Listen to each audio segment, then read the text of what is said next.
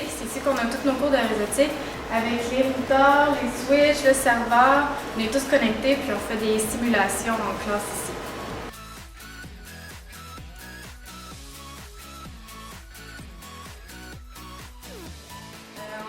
Moi, comme à peu près tout le monde, en secondaire 5, je savais pas du tout quoi faire.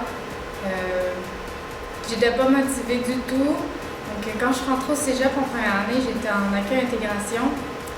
J'ai finalement choisi de m'orienter vers une technique en analyse biomédicale.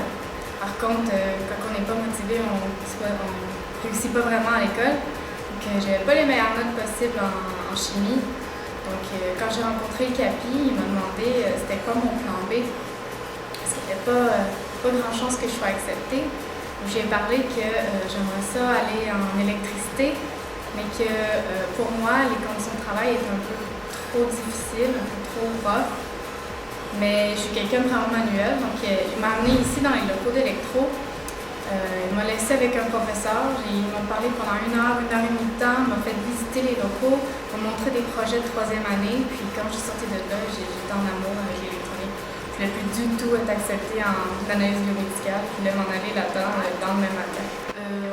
On n'a pas de chimie, on n'a pas de physique, j'ai pas fait de cours de physique au secondaire, c'est même pas un préalable, rien. Les 2 cours de maths, sont quand même, le 2e est quand même assez difficile. Mais c'est rien qui est vraiment insurmontable, ça ne prend pas des talents extraordinaires en mathématiques. C'est sûr qu'être une fille dans un milieu de gars, ça prend une certaine adaptation. Mais ça n'a pas été difficile, ils m'ont quand même bien accepté vite, puis il n'y a pas eu de problème ou quoi que ce soit, il n'y a pas eu de préjugés. C'est sûr qu'il faut faire sa marque parce que faut montrer qu'on connaît ça et qu'on est vraiment motivé. Mais après ça, tout va bien. Le travail manuel à faire en électronique, il y a beaucoup de montage de circuits qui se fait sur des protoplaques. En fait, c'est vraiment pas compliqué. Tu branches un fil à un autre sur des puces électroniques. En fait, on fait pour nos montages avec un protoplaque, on relie les fils avec les puces avec des fils. Puis c'est vraiment le plus manuel qu'on fait. Ici, c'est le local plus principal. C'est ici qu'on fait nos programmations, qu'on analyse nos signaux aussi, qu'on fait tous nos tests, qu'on fait des designs de circuits imprimés. Donc c'est vraiment dans ces locaux-là qu'on fait le plus gros de la technique. Ici, c'est un local qui est beaucoup plus d'assemblage. Ici qu'on fait nos soudures, qu'on assemble les circuits, qu'on démonte les ordis.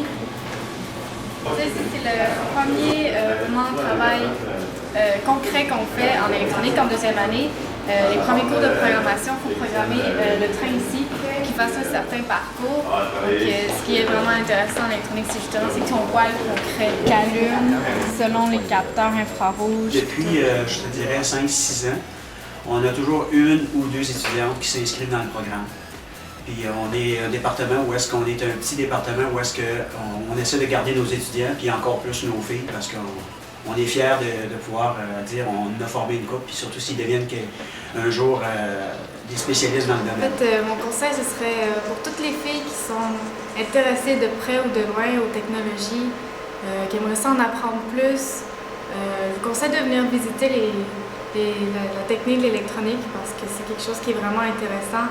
Depuis que je suis ici, moi je suis passionnée par la technologie, j'en mange, c'est fou comment j'aime ça, puis je m'imagine pas faire autre chose en vie. Puis pourtant, je n'aurais jamais envisagé d'être technicienne ou ingénieure en électronique.